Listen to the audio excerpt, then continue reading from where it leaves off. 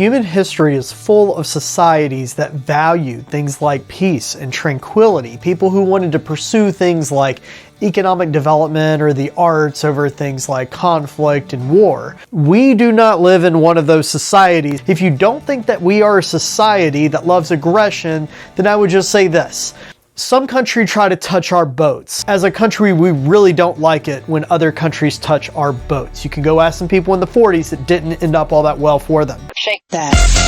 It's something that's kind of bred into us, I think, as a part of the American ideal. You know, something where we think we have to fight for our freedom, we have to fight for our liberty, we have to fight for our rights and our dignity, and all these other things that we think are worth fighting over. But the question is, does this actually match up with how Christ asks us to act? Or does Christ actually compel us to act in a little bit of a different way? Certainly, Christ himself had his moments where he definitely, took people to task. And he absolutely was willing to get aggressive under certain circumstances. But what are those circumstances, and how do those marry up with the circumstances that oftentimes we ourselves will use as justification to lash out at others?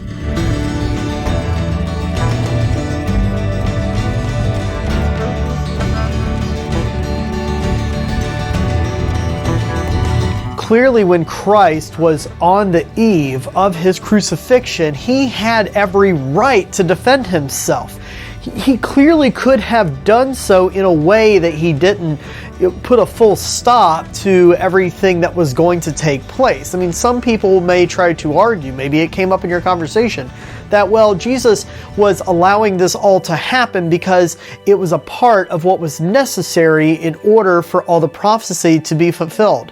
But is that really true? I mean, just at a common sense level? Because, I mean, Christ certainly could have responded. He demonstrated throughout his entire life that he always knew exactly how to verbally respond to somebody questioning the truth.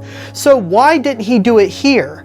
Well, it would appear that Christ was prioritizing his mission over his pride. I mean, what purpose for the mission would it have served for him to declare the truth? I mean, after all, the other individuals were declaring what was the truth, even though they had false accusations. At the end of the day, the truth that was being declared was, this is the Messiah. And that was the ultimate truth. No further argument needed. And so he was taking his own pride and allowing that to be something that took a back seat so that he could do what God had called him to do. You can see that Jesus obviously did not have the same carnal flaws that we have. He was God. And so because of that, he was able to sit here and overcome whatever pride may have caused us to do in a similar situation. You see, we can't help but to defend ourselves. There's something in us that likes to be correct. This is actually something that individuals will tell you is a unique characteristic of a lot of Westerners, in particular Americans. If individuals who are nefarious characters in other countries ever want to try to induce Americans to give up, we'll say corporate information or, personal security information or anything like that, they know they can do this interesting little trick where they tell a half-truth that they know that we know is wrong. Because Americans love correcting people. And so we will always accept that invitation to a fight. But yet Christ did the exact opposite. He looked at all these falsehoods and basically said, there's no purpose in even getting into it because my mission is thus. And that is what takes priority over everything else.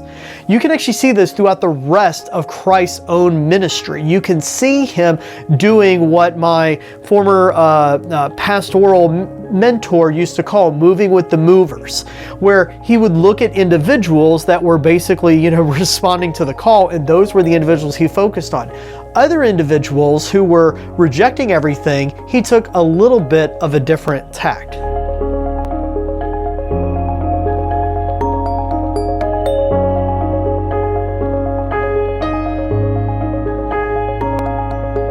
Now, as we mentioned in the onset, Jesus was not just some peacenik that sat back all the time and simply refused to ever get animated or ever get excited. he actually got very engaged with people on multiple occasions. I mean, in Matthew 21, you see him famously turning the tables. Now, some people will misinterpret this and say, oh, well, you know, every now and then you just got to get mad. You got to turn some tables. But you got to really look at why Jesus was turning tables. You see, he actually got involved in the fight, so to speak, because individuals were standing directly in the way of God's will. Well, you can look across the Old Testament and see what happened to individuals who stood against God's will. I would say by comparison to what we see in the Old Testament, a lot of those individuals that were trying to cheat worshipers got off pretty easy. You see, Jesus saw something that was an obstruction to individuals doing what they needed to do to worship God, and that was worth his energy. I think today that is something that we would say is just as worthy of our energy. You know, this church is something that was planted because we knew that there were individuals who wanted to worship God, who wanted to serve God, who wanted to learn about God in a way that maybe didn't quite mesh with the typical mold. And I'm not going to go and disparage, you know, how anybody else wants to do anything, but I will say this.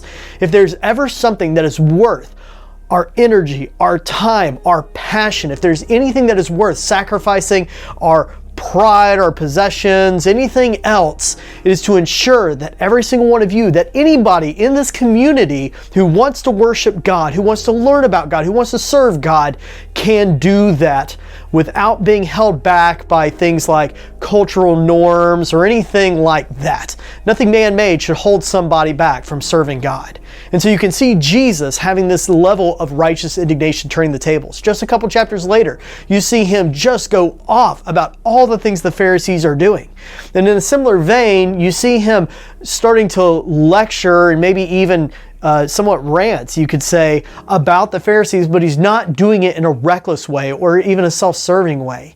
Just like with the turning of the tables, he's doing it in order to help people see the closeness that they have with God.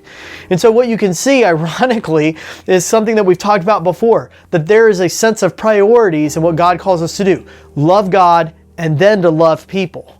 You see, the first thing is to love God, and anything that prevents somebody from being able to experience that loving of God, that's something worth getting involved in. This is something you can see individuals who are, disciples and individuals who are apostles getting involved in as well. Every now and then, you have to actually raise your voice, but each time you do it, it is not to serve your own devices.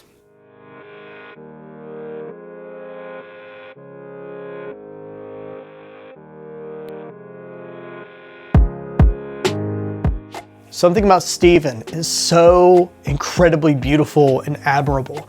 It's not just the fact that he was a martyr, which that in and of itself is an incredibly impressive thing. It's this individual so filled with the Holy Spirit that he takes this opportunity when most of us would be trying to defend ourselves in order to tell them about the gospel, in order to evangelize to them about the glory of God and what God did in sending the Messiah in order to reconcile himself with us.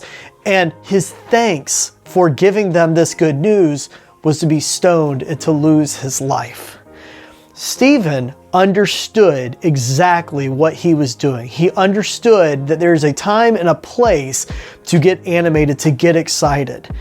But in doing that, he's not getting in a fight just because he needs to be right. He's not getting in a fight because other people need to know that they have the wrong opinion. And he's not getting in a fight because he needs to somehow defend his honor or score points.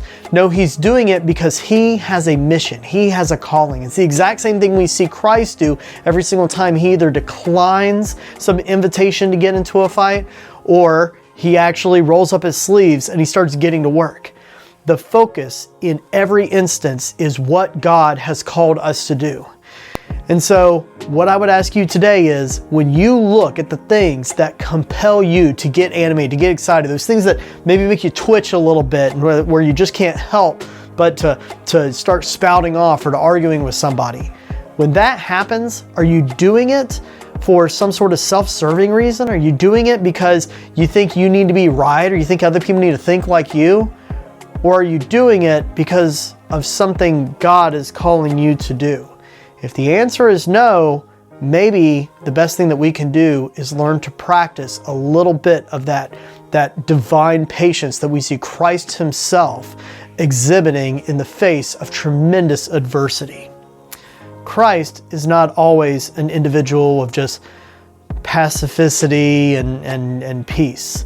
Sometimes he's an individual that's moved to do remarkable things. And so in the same way, we have to look at wherever God has placed us, whatever we're facing, and ask ourselves, is this a time to amaze people with our peace? Or is it a time for us to act because that is what God is calling us to do? That's our lesson that I have for today. I hope you're able to get something out of it. Until we can meet again, God bless.